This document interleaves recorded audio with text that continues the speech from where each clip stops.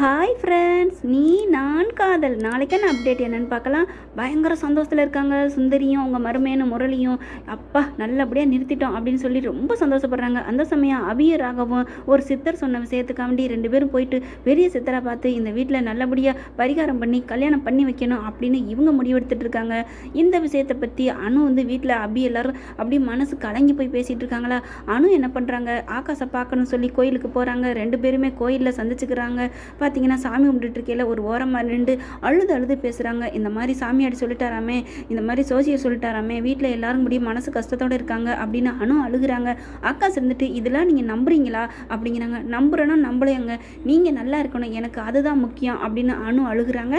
அனு என்னதான் அழுதாலும் ஆகாஷ் மட்டும் அதை நம்பவே மாட்டேங்கிறாங்க. இந்த சாமி பூதம் இந்த சாதகம் உலகம் உயிர் எதுவுமே வேணாங்க, எனக்கு எதுவுமே நம்பிக்கை இல்லை, தேவையில்லை, எனக்கு எல்லாமே நீங்கள் தான், எல்லாம் மொத்தமாக நீங்கள் தான் இருக்கீங்க, நீங்கள் எனக்கு இல்லைன்னா எதுவுமே எனக்கு இருக்காதுங்க, நான் செத்து போவேன், நீங்கள் இல்லாமல் நான் செத்து போகிறதுக்கு நீங்கள் கிடைச்சதுக்கப்புறம் நான் செத்தாலும் பரவாயில்லை அப்படிங்கிறாங்க.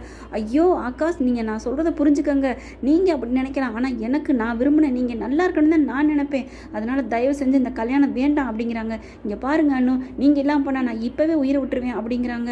அதெல்லாம் முடியாது, இப்போ உங்களுக்கு என்ன தான் சொல்கிறீங்க, இந்த கல்யாணத்துக்கு வேணாங்கிறீங்களா வேணுங்கிறீங்களான்னு ஆகாஷ் மறுபடியும் கெஞ்சுறாங்க.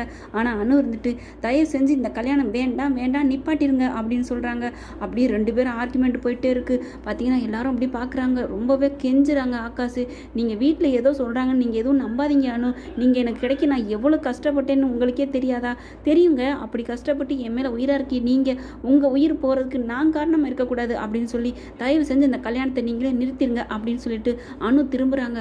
பார்த்தா ஆகாஷ் என்ன பண்ணுறாங்க, செம்ம கோவம் ஆயிடுது.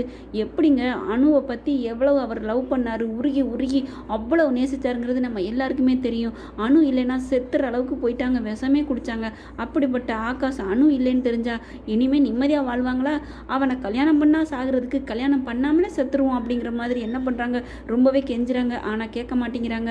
அனு அப்படியே பின்னாடியே போய் நம்ம கெஞ்சி இனிமேல் புண்ணியம் இல்லை அப்படின்ட்டு டக்குன்னு தான் கையில் இருக்க மஞ்சக்கயிறு எப்போவோ அவர் கட்டி வச்சார். ஏன்னா கடற்கரையில் வச்சு காதல் சொல்லி தாலியோட போனார் பார்த்தீங்களா.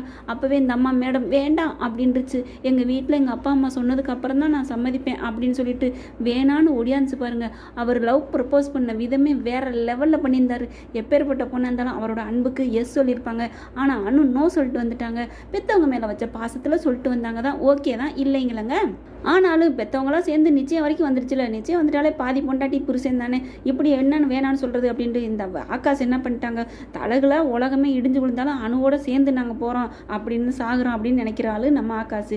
விடுவாங்களா, பட்டார்னு தாலி கயிறு எடுத்துட்டு அணு பார்க்காம அங்கிட்டு திரும்பி இருக்க பக்கத்தில் டபார்னு முன்னாடி விட்டு பின்னாடி கட்டிடுறாங்க. கட்டையில் எவ்வளவோ ஆகாஷ்னு கத்துறாங்க, முடியவே முடியாதுன்னு சொல்லி கட்டி முடிச்சிடுறாங்க. கத்துறாங்க. அணு இருந்துட்டு ஏன் இப்படி பண்ணீங்க, என் வாழ்க்கையை இப்படி கெடுத்துட்டீங்களே, ஐயோ கொய்யோ முய்யங்கிறாங்க. என்னமோ குடிகாரன் கல்யாணம் தாலியை கட்டின மாதிரி கத்துறாங்க, ஓவராக பில்டப் பண்ணிக்கிட்டு. என்னம்மா அனு, நீ ஏன் வர்றது வரட்டும், அப்படிலாம் உயிர் போகாதுன்னு நம்பணும். ஆனால் கத்திடுறாங்க. அங்கே இருக்காங்க ராகவு அபி எல்லாருமே அங்கே இருக்காங்க. எல்லாரும் ஓடியாடுறாங்க, கிட்டக்க வராங்க. என்னமாச்சு என்ன ஆச்சுங்க, இல்லை இப்படி தெரியாமல் எனக்கு தாலி கட்டிட்டீங்களே, நான் இனிமேல் எங்கள் அப்பா அம்மா முகத்தில் நான் எப்படி முழிப்பேன் அப்படின்னு கதறாங்க, துடிக்கிறாங்க.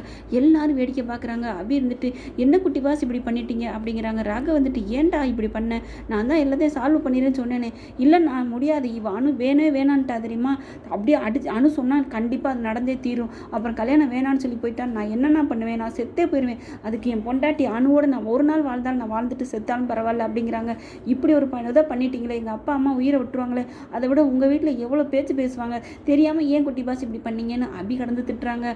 அணு இருந்துட்டு ஓன்னு ஒப்பாரி வச்சு அழுகுறாங்க. இனி நடந்து போச்சு, நீங்கள் தான் நான் எனக்கு பொண்டாட்டி அப்படின்றாங்க.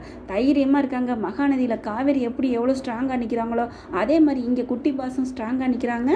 எப்படியோ அங்கே கல்யாணம் நடந்து போச்சு. ராகவ் ஆகாஷ்காண்டி தோணை நிற்பார் தான், கண்டிப்பாக நிற்பாங்க. வீட்டுக்கு போனோன்னே அங்கே சுந்தரி வழக்கமாக அடித்தாலும் கூட அடிப்பா, அந்தளவுக்கு கொடூரக்கணும். ஆனால் மொத்தத்தில் முரளியை நினச்சதுக்கு ஆப்பு வச்சாச்சு, அவர் வாயில் குத்தி வச்சாச்சு அப்படின்னு தான் சந்தோஷப்படணும். ஓகே ஃப்ரெண்ட்ஸ், பார்க்கலாம் என்ன நடக்க போகுதுன்னு. உங்கள் பொண்ணான கையில் ஒரு லைக்கை போட்டு சப்ஸ்கிரைப் பண்ணிடுங்க. Thank you friends.